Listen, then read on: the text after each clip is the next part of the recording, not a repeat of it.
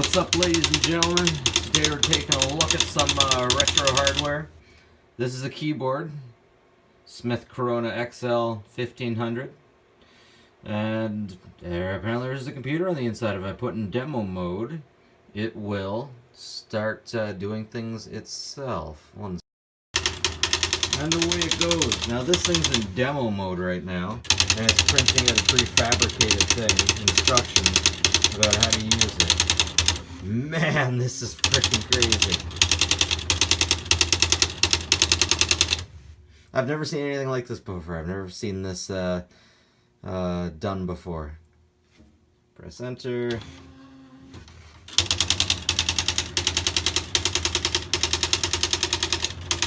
That is so cool. Just thought I'd share that, ladies and gentlemen. Some cool stuff here. Have a good one, folks. Take it.